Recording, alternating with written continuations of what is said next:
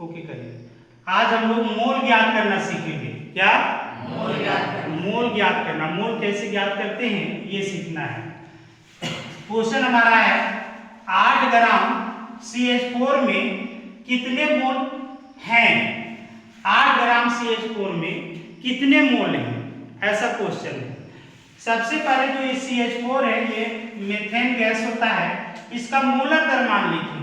Molar द्रव्यमान जो होता है वो उसका 1 मोल कहलाता है ना? तो देखेंगे इसका मोलर द्रव्यमान कितना है। CH4 का मोलर द्रव्यमान निकालते हैं हम। CH4 का मोलर द्रव्यमान हो जाएगा, इसमें 2 तत्व है, कार्बन है और हाइड्रोजन है। कार्बन का 1 परमाणु है, हाइड्रोजन के 4 परमाणु हैं। इसका मोलर द्रव्यमान निकालेंगे तो कार्बन का परमाणु द्रव्यमान होता है 12, है ना? कार्बन का परमाणु द्रव्यमान 12 प्लस कर देंगे ऑक्सीजन का परमाणु, हाइड्रोजन जो यहाँ पर हाइड्रोजन है, हाइड्रोजन का परमाणु द्रव्यमान हम लोग निकालें। हाइड्रोजन का परमाणु द्रव्यमान 1 होता है और इसमें 4 परमाणु है तो 4 से गुना कर देंगे, है ना? तो ये हो जाएगा 12 प्लस 4 एका 4, तो 12 और 4 कितने हुए? 16 ग्राम। ठीक है, इसका मोलर द्रव्यमान कितना निकल गया? 16 ग्राम। कितना निकल गया? 16 ग्राम CH4 का मतलब हुआ 1 मोल, यानी ये जो मोलर द्रव्यमान निकला ये इसका 1 मोल को दर्शा रहा है। यानी 1 मोल CH4 में 16 ग्राम होता है। 1 मोल CH4 में 16 ग्राम होता है। ये 1 मोल का निकला, ये 1 मोल का निकला, समझिए ना? ये जो 16 ग्राम निकला ये 1 मोल का द्रव्यमान निकला। ठीक है, तो यहां पर लिखेंगे, फिर आगे देखेंगे। चूंकि 1 मोल CH4 बराबर 1 मोल CH4 बराबर 16 ग्राम। 1 मोल CH4 बराबर, इसको उलट के लिखना है, इसको उलट के लिखना है। ठीक है, यस सर। इसको उलट करके लिखेंगे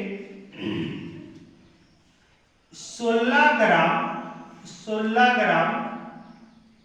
CH4, 16 ग्राम CH4 बराबर 1 मोल। कितना मोल? 1 मोल। 16 ग्राम में कितना आया? 1 मोल। 16 ग्राम CH4 बराबर 16 ग्राम निकला ना?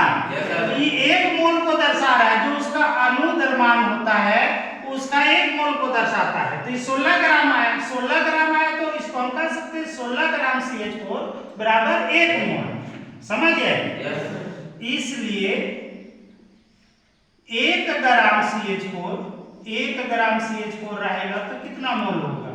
1/, इस 16 नीचे भाग लग जाएगा, इतना मोल हो जाएगा, 1/16 मोल। ठीक है, इसलिए हमारा क्वेश्चन कितना का है? 8 ग्राम का। कितना का? 8 ग्राम CH4, 8 ग्राम CH4 बराबर 1/16 गुना कर देंगे। ये वाला 8 जो है यहाँ गुना लग जाएगा 8। अब इसको काट लेंगे, 8 एका 8, 8 दूना 16 बराबर आ जाएगा 1/2 मोल। ऐसे भी आप दिमाग लगाइए ना, 1/2 मोल आया आंसर। आप देखिए, दिमाग लगाइए। हम कह रहे हैं कि 16 ग्राम में 1 मोल होता है, इसका मोलर द्रव्यमान निकाले तो 16 हुआ। इसका मतलब हुआ कि 16 ग्राम में 1 मोल होता है, तो 8 ग्राम में कितना मोल होगा? उस आधा मोल होगा कि नहीं? 16 ग्राम में 1 मोल तो 8 ग्राम में आधा मोल। सिंपल, 1/2 मोल आया। कोई दिक्कत?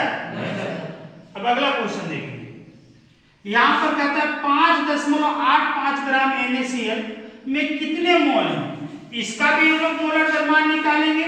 जो NaCl है, नमक है, इसको नमक बोलते हैं, NaCl। इसका मोलर द्रव्यमान निकालते हैं हम लोग, तो ये हो जाएगा सोडियम का परमाणु जो द्रव्यमान होता है वो 23 होता है, प्लस क्लोरीन का द्रव्यमान जो होता है 35.5 होता है। कितना होता है? 35.5।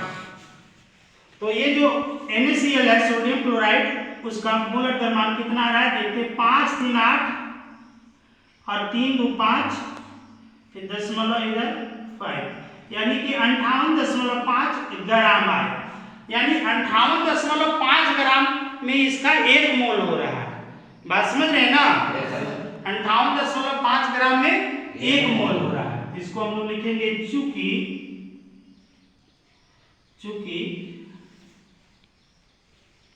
58.5 ग्राम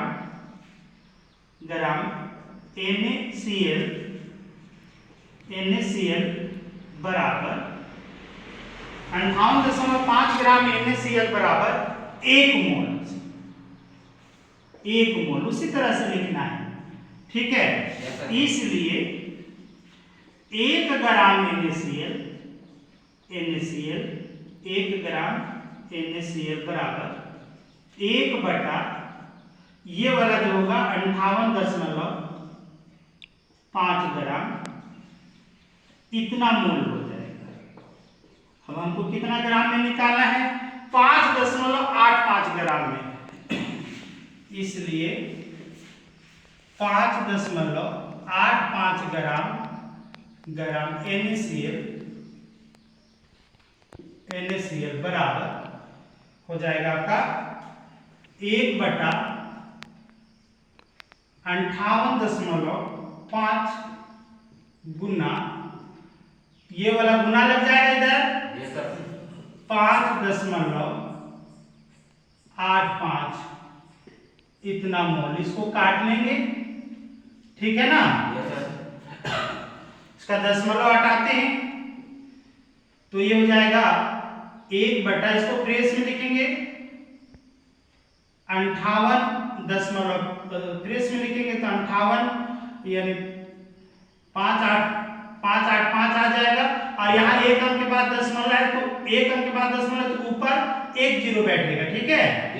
उसके बाद ये जो गुना में है उसमें 2 अंक के बाद दशमलव है तो नीचे 2 को जीरो बढ़ाएंगे नीचे, यानी हो जाएगा 585 बटे 100। समझ में आया यहाँ पर कि नहीं आया? अब इसको काट लेंगे। ये 585 कट जाएगा, 1 जीरो कट जाएगा तो बच जाएगा ऊपर 1 और नीचे 10। 1 बटा 10 मोल आ गया। कितना आ गया? कितना आ गया? यानी कि 5.85 ग्राम NaCl में 1 बटा 10 मोल होता है। कितना मोल होता है? समझ रहे ना? अब आगे देखिए, यहां पर है 36 ग्राम H2O में कितने मोल है? 36 ग्राम H2O में कितने मोल है? यहां पर भी हम मोलर द्रव्यमान निकालेंगे इसका H2O का मोलर द्रव्यमान निकालेंगे। H हाइड्रोजन है, हाइड्रोजन का द्रव्यमान संख्या कितना होता है? 1। इसमें 2 परमाणु में 2 से गुना करेंगे।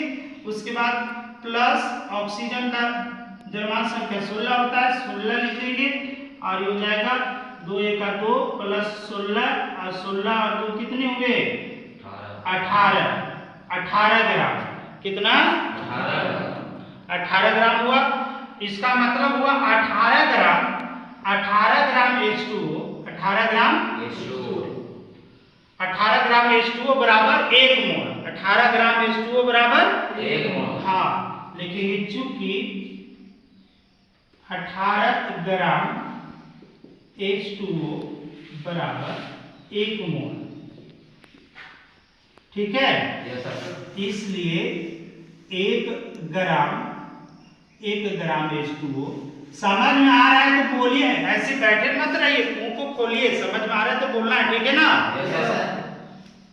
1 ग्राम H2O बराबर 1 बटा ये 18 नीचे भाग लग जाएगा, इतना मोल होगा। 1 ग्राम में कितना मोल होगा?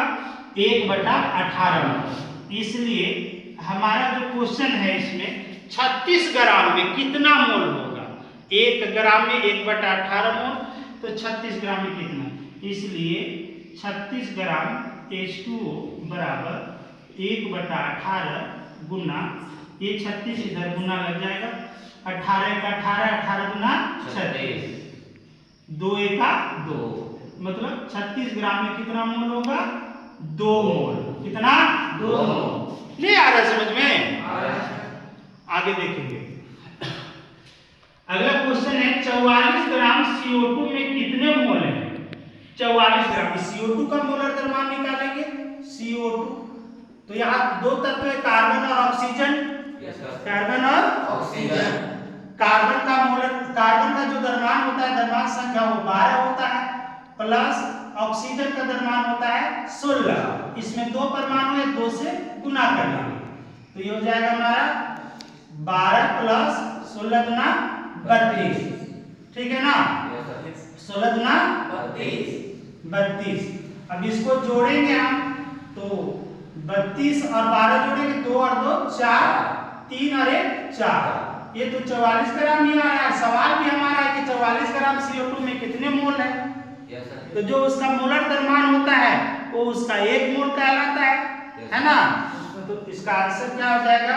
इसलिए 44 ग्राम CO2 बराबर 1 मोल। कितना? 1 मोल। बस 1 मोल। ठीक है? Yes sir. अब अगला क्वेश्चन देखेंगे। इसमें थोड़ा अलग क्वेश्चन है। 0.4 मोल CO2 0.4 मोल CO2 बराबर है, इसमें मोल दिया हुआ है। ठीक है? इस क्वेश्चन में देखिए, आप ऊपर वाला क्वेश्चन देखिए, यहाँ 44 ग्राम है, यहाँ पर क्वेश्चन आप देखिए 36 ग्राम है, यहाँ पर क्वेश्चन देखिए आप 5.85 ग्राम है और यहाँ पर आपका देखिए 8 ग्राम है। लेकिन इसमें क्या दिया हुआ है?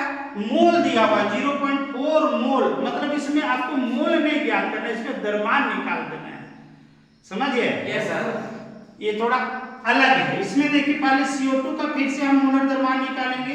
CO2 का मोलर द्रव्यमान ये हो जाएगा कार्बन का 12 प्लस ऑक्सीजन का 16 गुना 2 और ये हो जाएगा 12 प्लस 16 गुना 32 और 12 जोड़ेंगे 44 ग्राम आ रहा है। ठीक है ना? Yes sir. यानी कि जो 44 ग्राम जो इसका मोलर द्रव्यमान निकला, 1 मोल में 44 ग्राम हुआ। 1 मोल में 44 ग्राम। 1 मोल, इसका 1 मोल CO2 का 1 मोल बराबर 44 ग्राम। ठीक है? Yes sir. तो 0.4 मोल में कितना, ये कह रहा है सवाल। तो इसको आप गुना कर देंगे, इस तरह से लिखेंगे।